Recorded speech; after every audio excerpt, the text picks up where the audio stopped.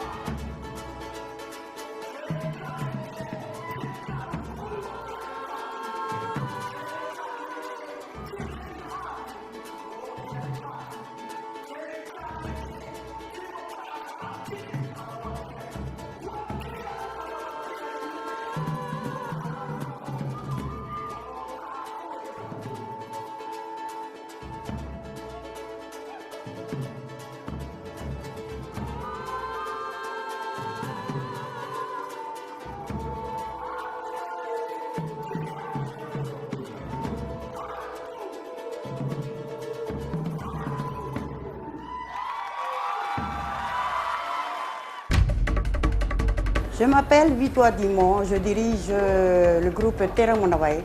Notre thème, c'est le Tereomaoi.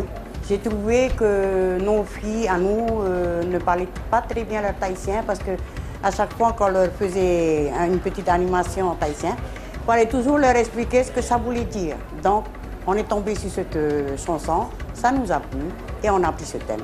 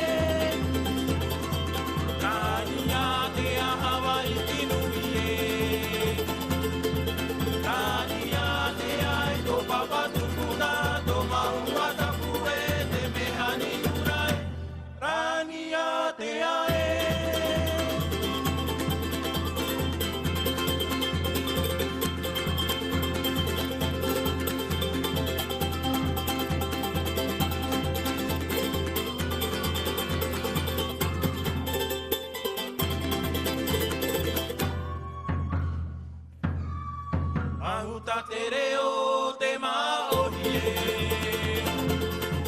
Tei e taime i te whenua. I au te aroa e. Aroha tino i tātou i tei e mahana o whaarahi. No te nuna a maori e. Me te ui maori e. Nora ia te amai. Nani a te Hawaii ki nui e. Nani a te ai tō papa tupuna, tō maua tapu e te mehani urai. Nani a te ae. Nani a te Hawaii ki nui e. Nani a te ai tō papa tupuna, tō maua tapu e te mehani urai. Nani a te ae. Nani a te ai tō papa tupuna, tō maua tapu e te mehani urai. Nani a te ae.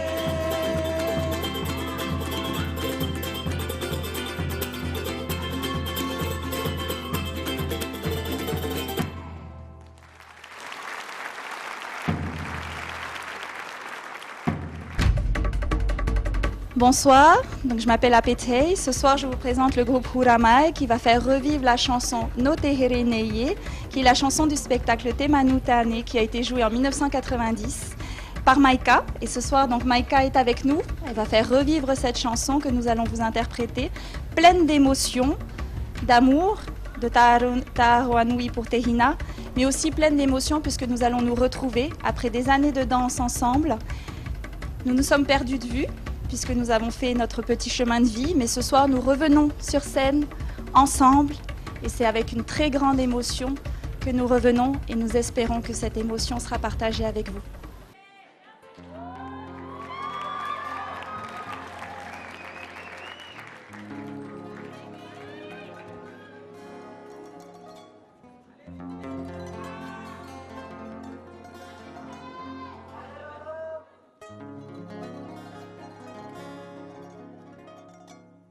No te reneye,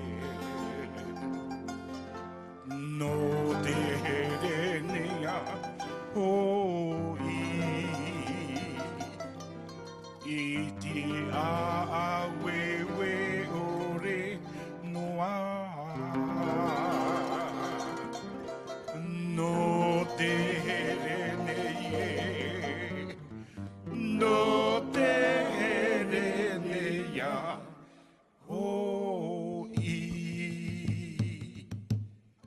I toro tamaua te hoe i te areroro ara. O te tau aure eta na puhi ta o tia tō unei au. Ina hatura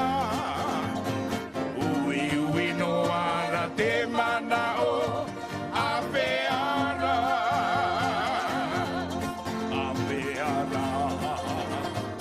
O i te poroi na urei e pato haamahai atua. I te papa o ta oena tutonu te atea e. Na natura tau na mata i te tara o te maua.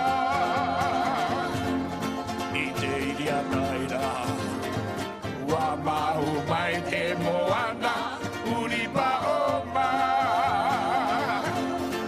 No to unei mana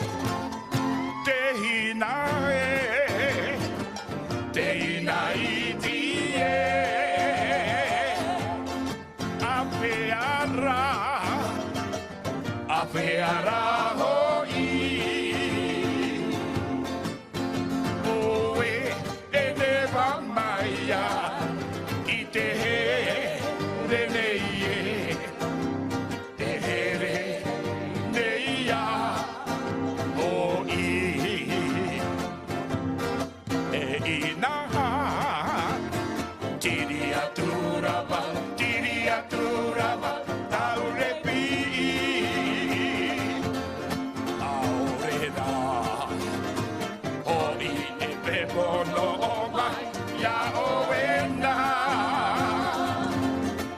Huri huri ia e rapa, huri huri ia tu rapa. E pi i hua, atura i te marae tahiri. Aue, aue, tari atuna i te raiti.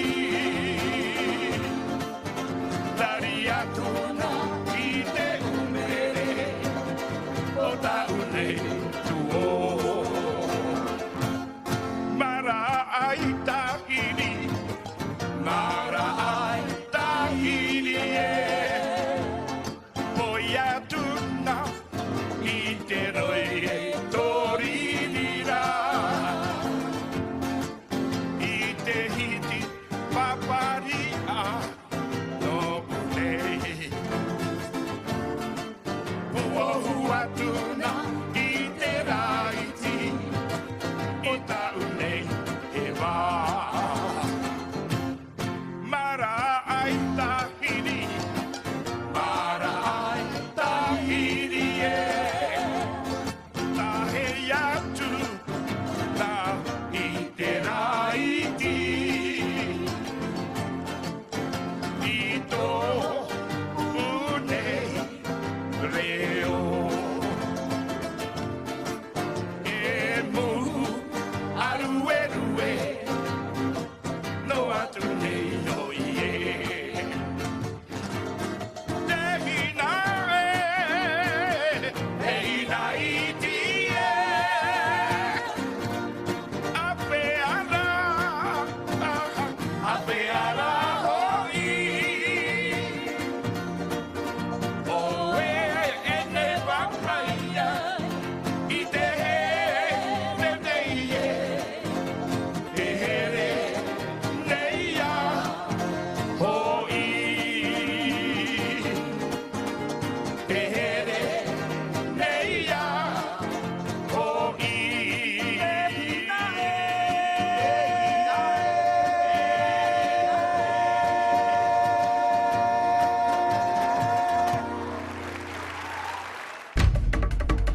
Je m'appelle Tui Hoyori et je suis président du groupe Manuhiva.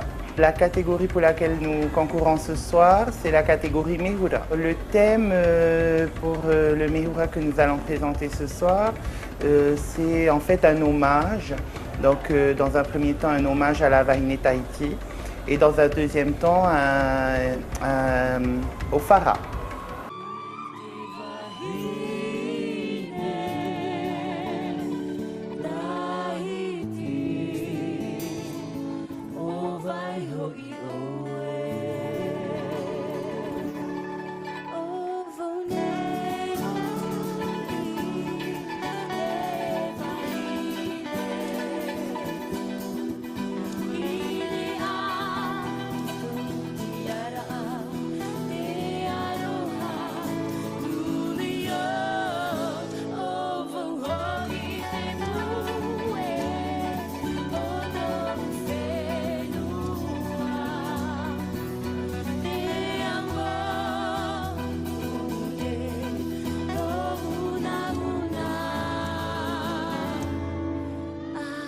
He